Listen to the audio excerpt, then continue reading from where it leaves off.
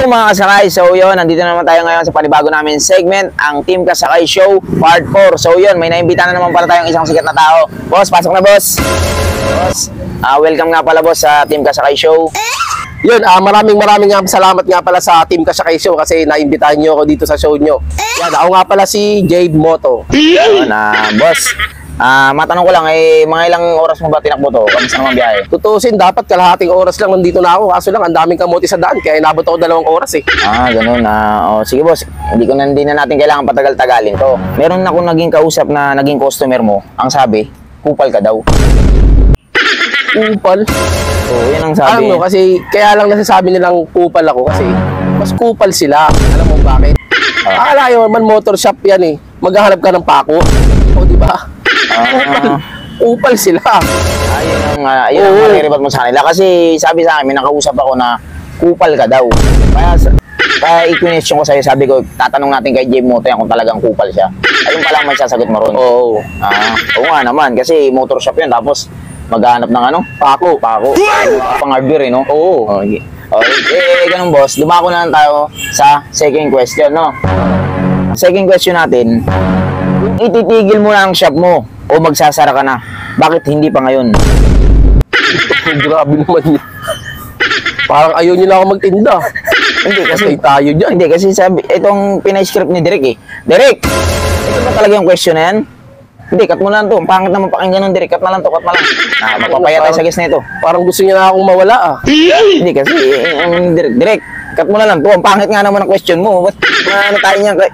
Alay pa ng pinanggalingan nito. Tapos, ganun lang tanong natin. Sige boss, cut na lang natin para cut na lang natin. Siya na boss kasi kupal din pala si Derek. Cut mo na lang to ha. Ang pangit pakinggan nga naman. O, dumako na lang tayo boss sa third question, no? Kung motor shop ang business mo, ba't may tindakan simento? Kasi tayo dyan. Tayo ng motor shop tas may simento. Malabo akong magtinda niyan, boy. Alain mo yan. Semento, motor shop. Oo ba to? Direk, kanino bang script? Baka hindi naman sa kanyang script to. Sa kanya ba to? Cut mo na to, Direk. Mapapaya tayo sa customer natin yan. Hindi naman dapat ganito ang tanong yan eh. Pasensya mo na boss. Direk, cut mo lang to ha. Pasensya ka na boss eh. Malayo pa pinanggalingan mo, tapos pangungupal lang yung tanong sa'yo boss. Cut mo na to, Direk. Cut mo na lang. Ayun sir, dumako na lang tayo sir sa sa fourth question, no? Wala eh. Direk, cut mo na lang. Fourth question na tayo, boss. Okay. Totoo ba boss, pag tornilyo ayaw mong bentahan? Hindi naman. Depende yun. Minsan kasi bibili sila, tornilyo, 1,000 pera, tapos 2 piso lang yung tornilyo. Ano naman, magbebenta ka ng ganun, tapos wala silang barya. Di talaga ako magbebenta pag ganun. Ganun? Oo, 2, tapos 1,000 pera, susuklihan mo, magkano? 998? Nag-abuno ka pa, mamaya magkamali ka pa sukli, abuno ka pa. Oo. Kaya pala talaga ayaw mo magbenta basta-basta ng tornilyo. Oo, basta-basta. Meron pa isang question nito boss parang pahabol lang eh. Ayun dito, may nagkomento lang na kung nagkakabit ka daw ng mini driving light, nagamit ka pa ba daw ng telescope?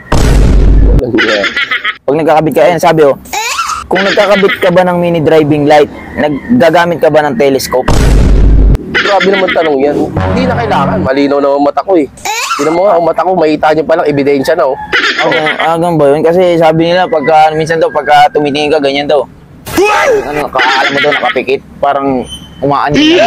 Kaya parang hindi sila, kung magpapakabit ng mini driving light, gumagamit ka pa daw ng telescope para makita mo yan. Totoo ba yun, boss? Kalukuhan yun. Kalukuhan laki ng mata ko eh. Masabi nila malabo. Ganun ba yun?